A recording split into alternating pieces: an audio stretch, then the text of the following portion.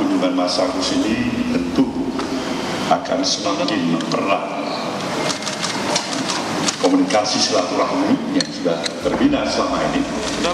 Dan ini adalah merupakan satu bentuk keinginan kami bersama untuk semakin mendekatnya hubungan silaturahmi yang sudah ada di dalam memberikan pemikiran-pemikiran kami, barangkali ide-ide yang ada, tentu di dalam selalu aspek kehidupan yang ada dalam keseharian kehidupan kita pada negeri yang kita sayang ini. Pada hari ini, Rabu 22 Juni 2022, fungsionaris DPP Partai Nasdem telah bertemu dengan fungsionaris DPP Partai Keadilan Sejahtera di Nasdem Tower, Jalan RP Suroso, nomor 4246, Gondangdia, Menteng, Jakarta Pusat. Kedua partai bertemu dalam rangka silaturahmi. Dalam pertemuan disepakati dibicarakan untuk menyatukan dan menyamakan visi tentang kehidupan bangsa dan negara dewasa ini. Dalam pertemuan yang berlangsung hangat dan penuh rasa persaudaraan tersebut, kedua partai politik sepakat untuk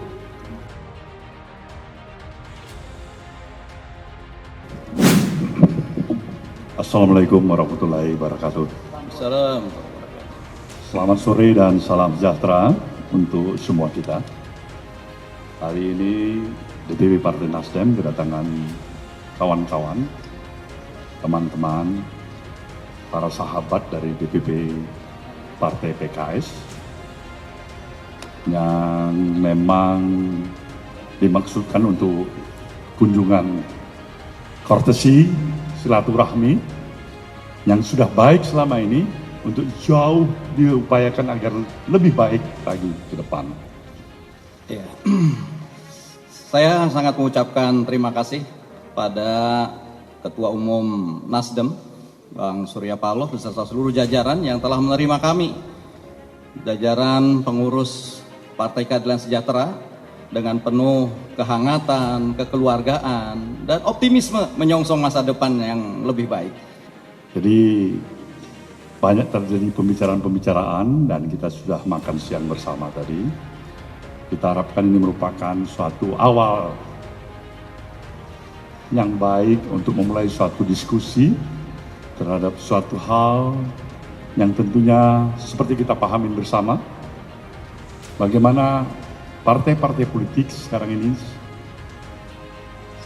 sedang mempersiapkan konsolidasi barisannya masing-masing di dalam menyongsong pemilu pada tahun 2024 yang akan datang.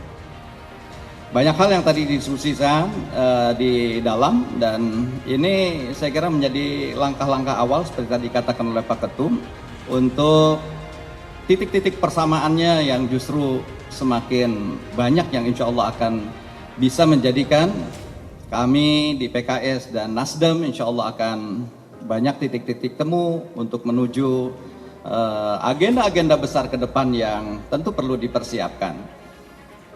Ada banyak kesamaan pandangan, pikiran yang amat sangat dimungkinkan untuk dikolaborasikan bersama menjadi suatu harapan bagi meningkatkan upaya-upaya yang memang harus dipersiapkan dari dini agar kualitas pemilu pada tahun 2024 yang akan datang jauh lebih baik dari apa yang pernah kita lalui. Tentu saja ini menjadi satu hal yang memang bukan hari ini saja kita bersilaturahim mungkin Pak Ketum, tapi insya Allah akan kita tindak lanjuti, bahkan bukan dalam tataran di tingkat elit politik, mungkin dalam kaitan yang lebih teknis yang mudah-mudahan nanti bisa kita lakukan. Sekali lagi tentu kami mengucapkan terima kasih banyak atas segala penerimaannya, jamuannya, dan kami terus terang salut, apresiasi, dan mudah-mudahan bisa mencontoh bagaimana partai yang representatif yang bisa memberikan banyak pelayanan kepada bukan hanya sekadar anggota-anggotanya, tapi pada masyarakat secara luas. Nah, ini menjadi concern kami bersama. Bagaimana berupaya agar bangun kesadaran masyarakat di dalam menyongsong pemilu, menghadapi pemilu, dan menjalankan pemilu, itu dengan bangun kesadaran. Satu, yang pertama adalah tetap menjaga semangat solidaritas, persatuan dan kesatuan sesama anak bangsa yang masing-masing mempunyai hak dan pilihannya masing-masing.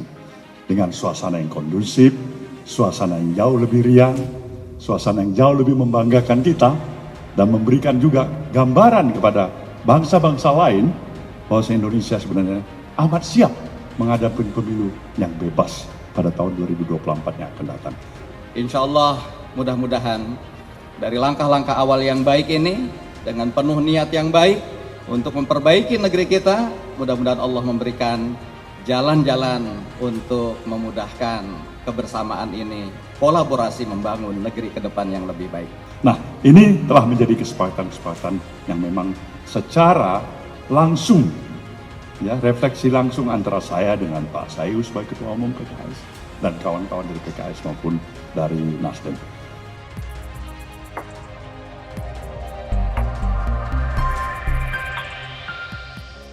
Suhu politik menuju pemilu 2024 terus mengalami eskalasi. Memang, pemungutan suara baru akan digelar tanggal 14 Februari tahun 2024. Namun, persaingan satu tokoh politik dengan lainnya sudah mulai kentara.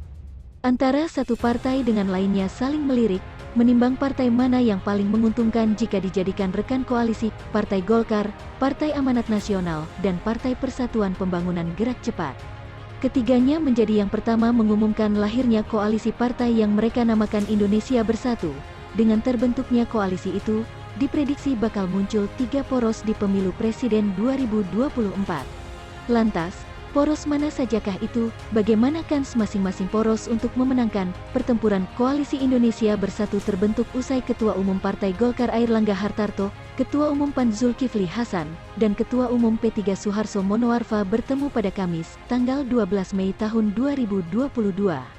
Airlangga mengakui bahwa dalam pertemuan itu partainya menjajaki koalisi dengan PAN dan P3 untuk pemilu 2024. Pengamat politik Universitas Esa Unggul, Jamiluddin Ritonga berpandangan, usai Golkar, PAN serta P3 bertemu dan menyatakan berkoalisi, maka hal yang sama juga bakal dilakukan oleh Nasdem, PKS serta Demokrat. Sedangkan dua partai lain yakni PDI Perjuangan bersama Gerindra, yang kemungkinan besar koalisi usai Prabowo menyambangi Megawati Soekarnoputri pada momen Idul Fitri.